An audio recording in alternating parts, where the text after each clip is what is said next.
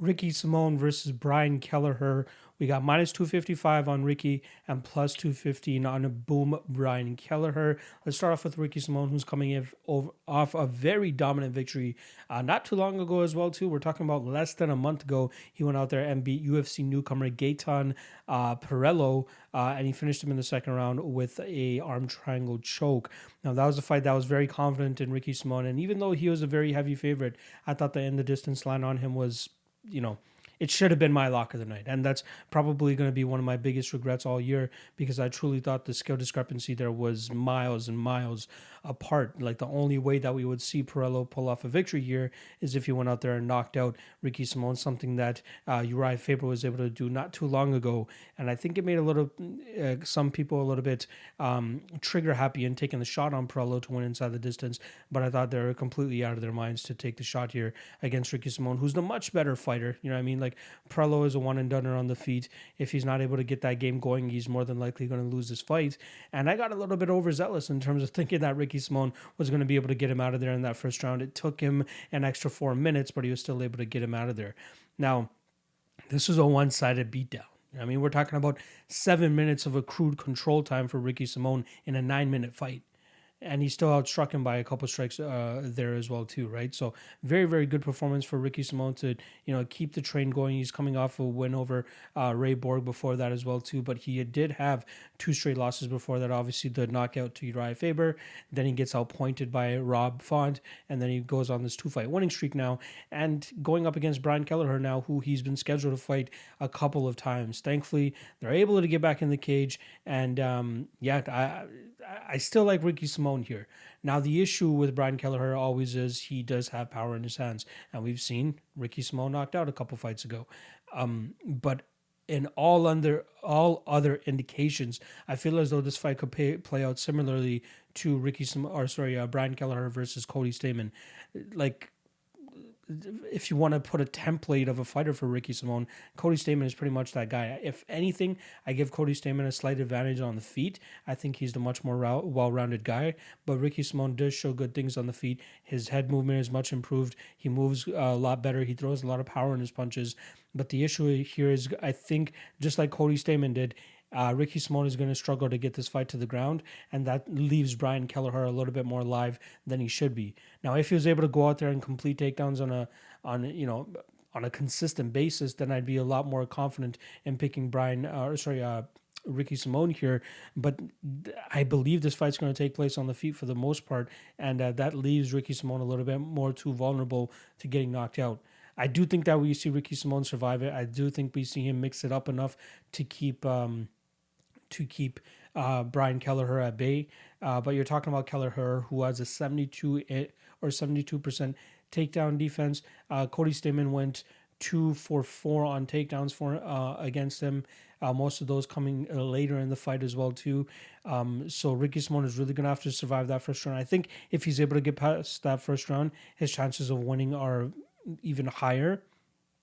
But even at minus 255, I'm a little bit skeptical there. Like, you're talking about a 72% implied odds on Ricky Simone winning this fight. But again, I would increase those implied odds if he was successfully able to get the fight down and do some good work from on top. But I'm a little bit skeptical in terms of him actually being able to do that. But I do think he will be the one with the higher output. I think he'll be able to get in and out, mix up the game well enough, throw in feints of takedowns or even land a couple takedowns to keep Brian Kelleher kind of thinking and second guessing himself. Which is where Ricky Simone should be able to get his hands going a little bit more. I'm expecting Ricky to possibly push him up against the cage a little bit more. Maybe not be successful in getting the fight to the ground, but at least accruing that control time, being the stronger guy. I do believe he'll be the stronger guy in here. And I do think that Brian Kelleher, struggles against these types of guys. In terms of the template of a guy similar to Ricky Simone that Brian Kelleher has beaten, Hunter Adger, that happened during the COVID era as well too, where Kelleher was able to put him out in that second round after Hunter Adger had a decent first round. but we did see him start to gas a little bit. We did see him, I'm talking about Hunter Asher, we did see his gas tank start to get compromised, but I don't think that's going to be an issue here for Ricky Simon, who, in my opinion, is a ball of energy, has solid cardio of his own. So I do think he'll be able to keep up a pace for 15 minutes. It's all about staying away from that boom bomb. You know what I mean? But it's not often that it works out where you bank on a guy to land a knockout blow. So it's considered a narrow path to victory in my eyes. But Brian Kelleher is one of the better guys that stays on it. You know what I mean? He doesn't get discouraged by dropping the first round or the second round or anything like that. He's going to continue to bring it.